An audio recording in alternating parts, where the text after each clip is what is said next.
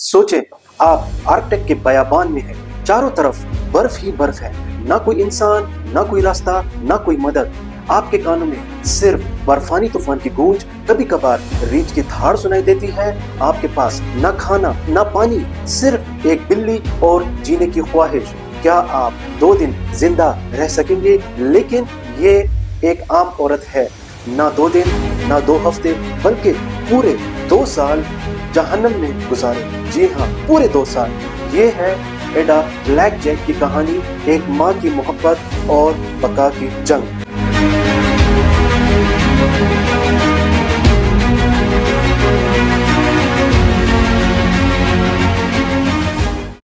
दोस्तों, कैसे हो आप सब? ठीक हो? एडा ब्लैक जैक अलास्का के एक छोटे से शहर नून की मकामी औरत थी।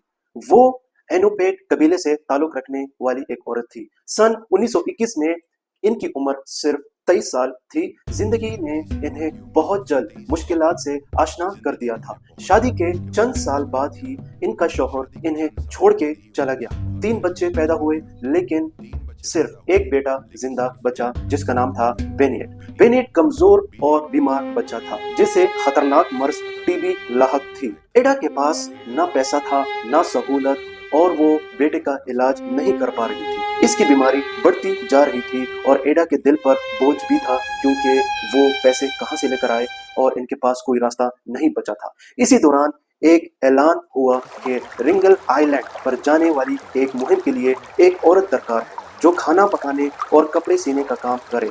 मुआवजा था, यानी सैलरी $50 पर मंथ। उस दौर में ये एक बड़ी रकम थी। एडा ने फौरन ये मौका कबूल किया। ये फैसला सिर्फ पैसों के लिए नहीं था, बल्कि बेटी की जिंदगी के लिए था। इसके दिल में सिर्फ एक जज्बा था, मैं ये सब करके अपने बेटे को दोबारा अपने पास ला सकूंगी।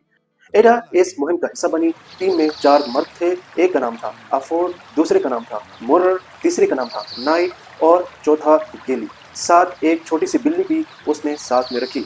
9 सितंबर 1921 को ये 5 लोग आर्कटिक के बर्फानी जहाज पर सवार हुए और शुमाली समंदर पार करते हुए रूस और अलास्का के बीच वाक़या एक दौर इक़्तिदार जजीरे रेंगल आइलैंड पर पहुंचे। जजीरा मुकम्मल गैराबाद था, बर्फ से ढका हुआ, ना कोई दरख्त, ना ज़रात, ना इंसान, सिर्फ बर्फ, तेज हवाएं, अंधेरी रातें, कभी कभार रीछ भी वहां पे होते थे। शुरू के दिन निस्बतन आसान लगे। इनके पास कुछ खाना पीना मौजूद था।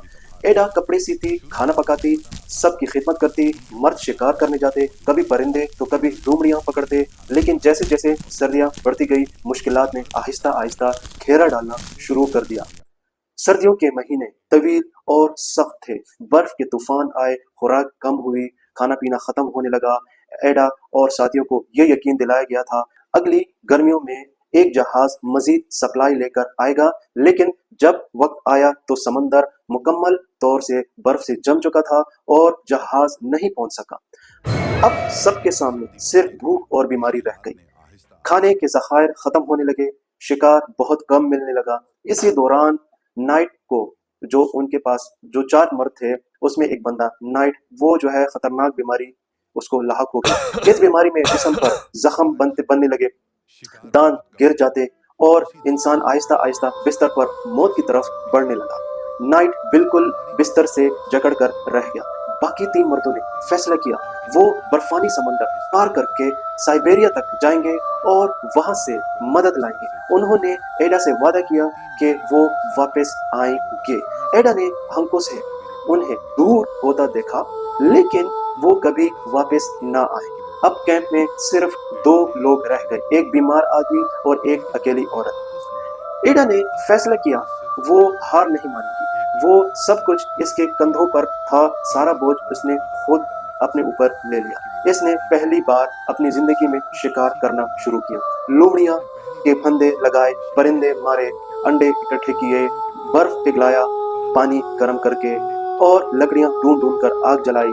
रीछ अक्सर खेमे के करीब आते। एडा को हमेशा खौफ आता, लेकिन इसने हिम्मत नहीं हारी, बंदूक चलाई और सीखी।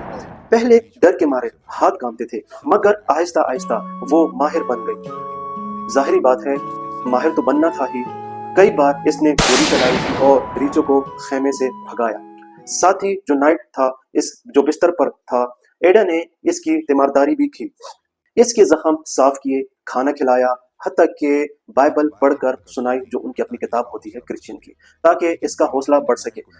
लेकिन बीमारी ने नाइट को ना छोड़ा और जून 1923 में वो इंतकाल कर गया। एडा इसकी लाश खेमे में बंद कर दी ताकि दरिंदे इसे ना खा सके। फिर वो एक स्टोरेज हट में जाकर रहने लगी। अब एडा बिल्कुल अकेली थी।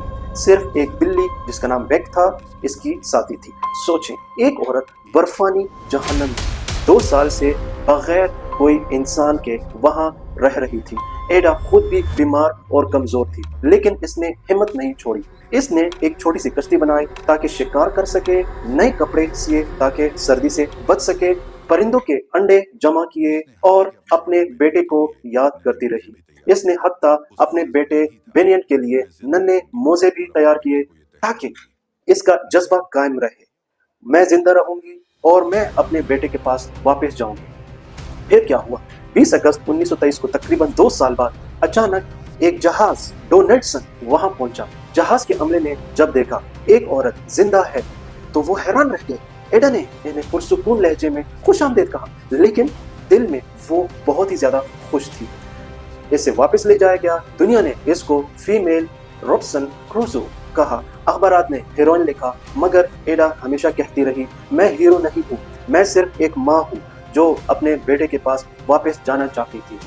एडा अपने बेटे के पास वापस आई, इसका इलाज करवाया। कुछ साल सुकून से गुजरे, लेकिन वो गुर्बत और खामोशी में जिंदगी गुजार रही थी। इसने कभी शोहरत का फायदा नहीं उठाया। फिर 1983 में जब वो 85 ईयर्स की हुई, एडा ब्लैक जैक का इंतकाल हो गया। इसकी कब्र पर आज भी लिखा है, हीरोइन रेंगल आइलैंड एक्सपेडिशन। तो दोस्तों, हमें इससे क्या सबक मिलता है? एडा ब्लैक जैक की कहानी हमें यह सिखाती है, उम्मीद ना छोड़ो। हौसला और हिम्मत इंसान को नाकाबिले शिकस्त बना देती है, और सबसे बढ़कर माँ की मोहब्बत सब कुछ जीत सकती है। अगर आप कभी ऐसी जगह पे जाएं जहां कोई इंसान ना हो, ना खुराक हो, ना खाना हो, ना पीना हो, तो कमेंट बॉक्स में जरूर बताइएगा कि आप क्या वहां रहना पसंद करेंगे और आपका अगला स्टेप क्या होगा। मैं आपकी कमेंट का वेट करूंगा। अगर आपको ये कहानी, जो कि सच्ची कहानी है, पसंद आई है तो चैनल को सब्सक्राइब जरूर कीजिएगा और अपने दोस्तों के साथ शेयर कीजिएगा। मैं फिर आऊंगा एक नई व्लॉग के साथ, एक नई कहानी के साथ, ताकि आप लोगों के साथ मैं शेयर कर सकूं। तब तक के लिए अपना बहुत सारा ख्याल रखिएगा। Bye bye.